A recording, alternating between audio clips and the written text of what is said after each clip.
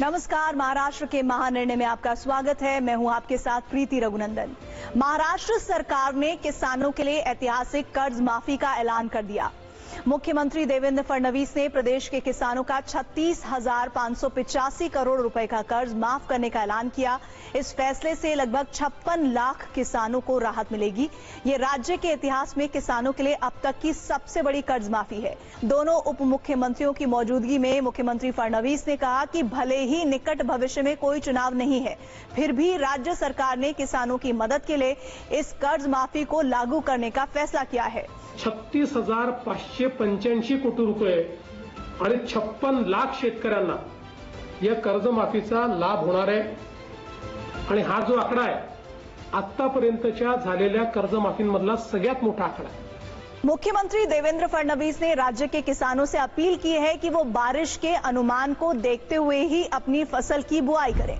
किसानों की कर्ज माफी पर उप मुख्यमंत्री एकनाथ शिंदे ने कहा कि राज्य के खजाने पर किसानों का पहला अधिकार है। शेतकरी हा आपला मायबाप आहे। आम्ही नेहमी म्हणतो आमच्या तिजोरीवर, राज्याच्या तिजोरीवर, सरकारच्या तिजोरीवर पहिला अधिकार कुणाचा असेल तर बळीराजाचा असेल।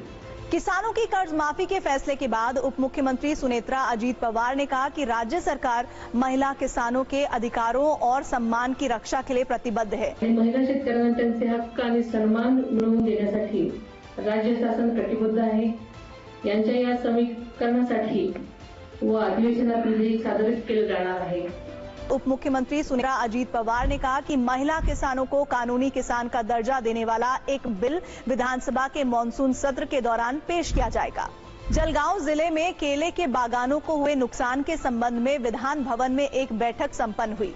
इस संबंध में मुख्यमंत्री फडणवीस ने निर्देश दिए कि प्राकृतिक आपदाओं में होने वाले नुकसान का सही आंकड़ा प्राप्त करने के लिए ड्रोन का उपयोग किया जाए। मुख्यमंत्री फडणवीस ने कहा कि इससे किसानों को हुए नुकसान की सटीक जानकारी मिलेगी और फसल बीमा कंपनियों को मुआवजा देते समय कोई परेशानी नहीं होगी।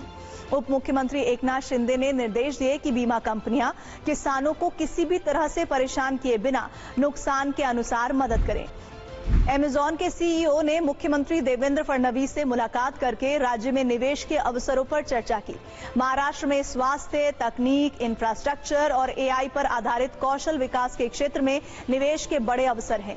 इसीलिए मुख्यमंत्री ने अमेजॉन से राज्य में निवेश करने का आह्वान किया। केंद्रीय गृह मंत्री अमित शाह ने कोल्हापुर के श्री महालक्ष्मी मंदिर के 1,500 करोड़ रुपए के मंदिर संरक्षण और विकास कार्यों की शुरुआत की। इस योजना के पहले चरण में 143 करोड़ 90 लाख रुपए के कार्यों को मंजूरी मिली है। इस अवसर पर मुख्यमंत्री देवेंद्र फडणवीस, उप मुख्यमंत्री एकनाथ शिंदे सहित मंत्रिमंडल के कुछ प्रमुख सहयोगियों के साथ स्थानीय नागरिक बड़ी संख्या में उपस्थित थे। नागपुर के डॉक्टर बाबा साहेब आम्बेडकर अंतर्राष्ट्रीय हवाई अड्डे को मिहान इंडिया लिमिटेड से GMR Nagpur international airport limited को हस्तांतरित कर दिया गया है। मुख्यमंत्री देवेंद्र फडणवीस और केंद्रीय मंत्री राम मोहन नायडू ने GMR समूह को निर्देश दिए हैं कि हवाई अड्डे के विकास का काम 2029 तक पूरा हो जाना चाहिए। मुख्यमंत्री देवेंद्र फडणवीस ने कहा कि महाराष्ट्र सरकार ने महा AI मॉडल के माध्यम से डेटा आधारित प्रशासन के निर्माण की दिशा में महत्वपूर्ण कदम उठाया है। मुख्यमंत्री ने विधान भवन में महासारथी, महा DBT 2.0 सेवा केंद्रों के मानकीकरण, डिजिटल जीवन प्रमाण पत्र और राज्य AI मॉडल का लोकार्पण किया। इस अवसर पर उप मुख्यमंत्री सुनेत्रा पवार सहित प्रमुख मंत्री और अधिकारी उपस्थित थे। पंढरपुर में होने वाले आषाढ़ी उत्सव की तैयारियों को लेकर विधान भवन में मुख्यमंत्री देवेंद्र फडणवीस की अध्यक्षता में एक समीक्षा बैठक आयोजित की गई। इस अवसर पर उप मुख्यमंत्री सुनेत्रा अजीत पवार ने कहा कि पालकी उत्सव के प्रमुखों ने जो मांगे की थी उनके अनुसार सभी कार्य पूरे कर लिए गए हैं। सुनेत्रा अजीत पवार ने ये भी अपील की कि श्रद्धालुओं और भक्तों की सुविधा का ध्यान रखते हुए इस उत्सव को मनाया जाए।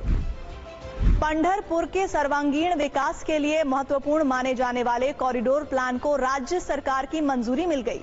3,993 करोड़ 90 लाख रुपए के इस प्रोजेक्ट से संबंधित GR जारी कर दिया गया है।